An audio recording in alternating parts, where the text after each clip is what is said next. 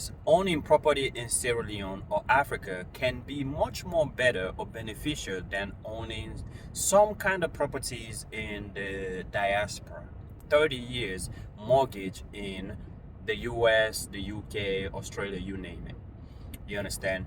Because when you buy anything in Africa, you're buying it outright. If you build a house, you're building it outright from your pocket, out of your pocket.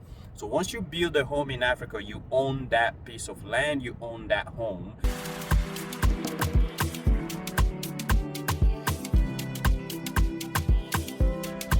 Mastersabbi Homes, CLP music. Sabi yourself, Leo sabi yourself, sabi yourself, Leo sabi yourself. Hi, hello guys. Welcome back to the channel, Mastersabbi TV. Mastersabbi Enterprises comprises of Mastersabbi Homes and Mastersabbi Farms. So today I want to talk a little bit about how to invest in Sierra Leone, especially how to build your dream home in Sierra Leone, even if you're living abroad. Okay. So first off, why invest in Sierra Leone? Well, clearly the real estate market is growing in Sierra Leone. People are more aware of the importance of having a home. And also, owning a property in Sierra Leone is much more better than owning a piece of property in abroad, especially when you think of taxes that you have to pay, the mortgage and all that, that good stuff that a lot of people are tied to.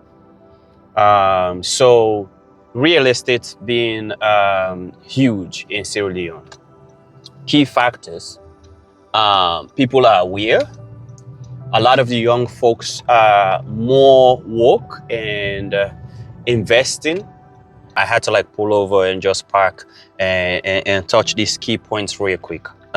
Real estate is rising, it's growing in Sierra Leone. And the reason is because there's a lot of returnees, you understand? Just like as I mentioned, a lot of the diasporans, a lot of African Americans, and even Americans and other natives are going back to Africa to invest because it's green. So in the next 5, 10 to 15 years, Africa is gonna take over. Africa has always been there, you understand? Like Sierra Leone is beautiful, the Green Mountains, the people, the culture, the food. There's so much. I can go on and on and on on why to invest in Sierra Leone. But again, where there's good, there's always going to be some negatives, you understand? So urban expansion, returnees, the increased demand of modern homes, you understand? Because most of us diasporans that are going back, we're so used to some kind of, styles and ways of living and convenience. So because of that, having a modern home, a smart home, makes sense, you understand? So as a home developer, if you're developing homes in Africa, if you tap into the real estate that actually has to do with modernizing Sierra Leone, you'll be good. You can still be good building regular homes, but I feel like it's time to actually tell our stories in different way. We are architects, we are geniuses, so we can do it. So now let's talk about the importance of investing in your homeland. You understand? Of course, number one, I'm going to say land appreciation and generational wealth. If you go and invest today in Africa, in Sierra Leone, you understand, or any other country, you find a safe location, a nice location, and you invest there, and you give it 5 to 10 years, your investment is going to appreciate. You understand? So also the one most important thing that I see when investing back home is emotional and cultural connection. A lot of us have taken, for me personally, I must speak for myself. Living Africa for the past 12, almost 13 years, took away a lot from me. Even though I learned a lot being overseas, being in the US, I've learned so much, but I've never felt, as connected as how connected I am back home. So if you have been following me, I try to go at least once a year, but it's not even enough, because when we go there, it's like 2 weeks and you want to do everything. But every time I'm in Sierra Leone, I'm so happy. I'm connected with the people, the culture, the food, the sun, the breeze, and you name it. You understand? So land appreciation, economical, emotional connection, you understand, and of course, helping to grow and solve problems in your country. As a philanthropist and a visionary, it makes more sense for me to invest back home because it makes me feel accomplished. It makes me feel like I'm doing something that my kids can be, proud of. And later on, 30, 40 years down the road, generations can be like, he started this, now we're here. And for now, we're talking about good quality of a trusted team. And if you have a trusted team, they are going to be transparent with you. You understand? They're very good. They're going to be very communicative, clear communication, and they will definitely give you regular updates. So you want to make sure you are working with a company, a team that's going to be updating you throughout your journey. Like every day, if they're doing XYZ, they're supposed to tell you, hey, we're about to do XYZ. Okay, now we're doing XYZ. Okay, this is what we did. This is the XYZ that we did. So a trusted company should be able to communicate with you, be transparent with you in terms of pricing. They should be able to provide documentation. They should be able to provide you receipts. The invoice supposed to be matching what they actually told you. You understand? So always look out for that when you build, when building in Africa or Sierra Leone. Take on the chance, the journey to invest in Sierra Leone, and then not only focus in Freetown, maybe a little bit outside of Freetown. You will make you will make profit. You will build well-planned and structured community without all the floodings, the pollution. There's gonna be more quietness. So a lot of people that live in the diaspora are not rushing to go back and live in another capital like Freetown, which is very crowded. The hustle and bustle is too much there. So that's why the expansion is taking place. That's why you find out that there's a lot of people who are building in Bo, in Kenema, Moyamba. I am developing in McKinney. A lot of other people that I know are investing in like Lunge. So it's very important. All right, guys. So now let's talk a little bit about red flags to avoid when you're investing in Sierra Leone or when you're investing in any other country when you're not there. The first red flag for me usually is dishonesty, and then poor quality of work, and then fake materials. Dishonesty is, you can't tell me a bag of cement is X if it is supposed to be that. You also cannot tell me to buy you 10 bags of cement and then you steal 3 and you walk with 7. You understand? And then poor quality. You can't tell me that when you make a brick, for me, when I touch that brick, it's just gonna fall apart. You understand? That's poor quality. If you make pillars for me, they're supposed to hold the house in place. Like somebody did that with my house where they built a slab for me that was more sand, less cement, and it eventually just cracked in the middle. They didn't give it any beam. So I had to demolish all of that and then redo it again.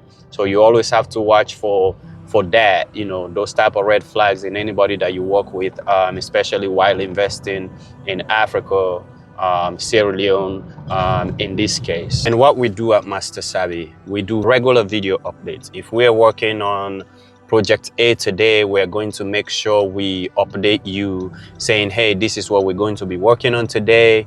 And then during the project, we will do our best to give you video calls if you live in the diaspora. And usually because of the time difference, so you find out that most of the times the diasporans are probably sleeping. Like for me, I'm up at 5 a.m. sometimes 4 a.m. just to talk with my team back home, especially if they're working on a very delicate part of in the project. So I'm always up very early to talk with them. So what we do at Mastersabbi, we make sure we give you regular video updates. We make sure we're very transparent and communicative with you. And then we do site inspections for you, and most definitely team expertise. We make sure everybody that we hire at Mastersabbi, they know exactly what they're doing. My lead contractor is actually my younger brother with a business degree. And most of the boys that work at the site are all certified in different aspects, you know. Most of our team members are still learning, sharpening their tools practically to get certificates in plumbing, to get certificates in electrical, to get certificates in tiling, roofing, and all. And for those of you that have been following us, following our journey, you already know what we've been doing since 2021. This house that we've built, this is our show house. This is acting as our resume. This is showing excellence, integrity, durability, quality, patience, and of course, modern. This house is telling part of my story. Now it is time to tell your own story. Go to mastersabbi.com today. We have bigger vision, we have bigger goals. It's a modern, smart home that we've been working on, taking our time to make sure we fine-tune it to be part of our resume. That's also something you have to look for when hiring any company or team back in Sierra Leone. Make sure you ask them for past projects that they've done, companies or people that they've worked for. And as a company, there's a lot of challenges that we, went through at Mastersabbi. It's not always like the results, we encounter a lot of challenges. A couple of those challenges are trust. A lot of the people, the subcontractors that we were working with, a lot of them were not people you can trust. A lot of them would bring their boys, and some of them would tend to steal materials, so just poor quality of work. Some of the subcontractors that we worked with in the past, which is why we've been building a trusted team of in-house everything.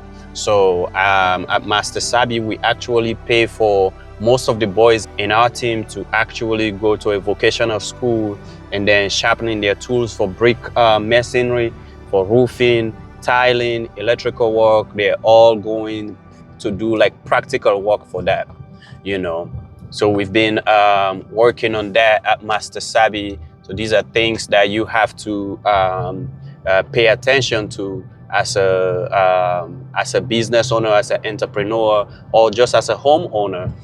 Because if you're spending your money, you're trying to build a dream for you and your family, you have to make sure you do your research, your background check, and making sure you have a trusted team that's going to be actually taking care of your project and be honest and transparent with you.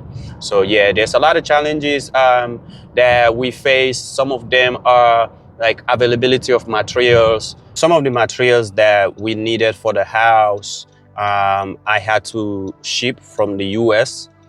So paint, for example, I wanted something that would last for a very long time. I don't want to be painting my house every year. So we decided to buy some paints from over here. And those are challenges that I faced because I don't live in the country.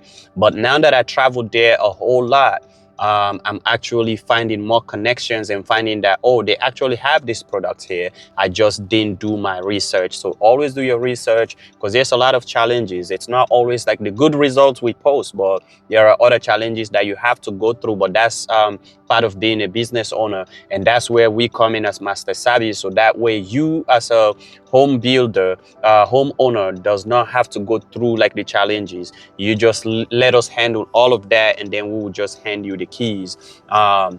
We are very involved. The process includes, first we talk, we do a consultation with you. When you go to our website mastersabbi.com and you send us a message, we respond to you, which we usually do within 1 hour, not more than 24 hours at all.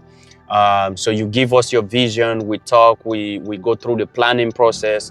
We have architects that we will hire for you. You pay the price for that. You give us your vision, they put that vision into drawing, and then we bring it to life for you. That's how we do. And then we build anywhere from 6 months, some houses 3 months, 6 months to 24 months. So finding the right and trusted teams. So finding a team for me, especially in 2025, yes, it's easy to find teams now, but again, it's easy to get duped or scammed. So if I was a home builder, the way I will find a team right now in 2025 is going to be, one, you can find somebody on YouTube. You can find somebody by just looking up Facebook. You can find somebody by Googling. You understand? Real estate developers in Sierra Leone, for example, I'm sure results will show. It's not going to be a lot of people, because a lot of people still just do word to mouth.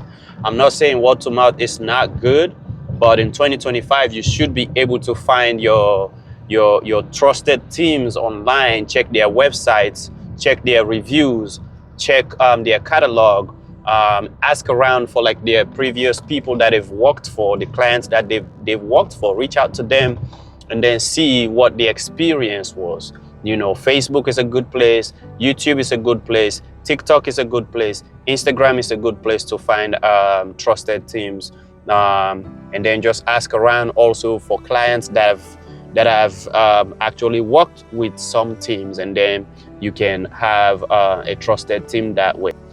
And one more thing that I'll add to this video is be sure of what you want before reaching out to professionals.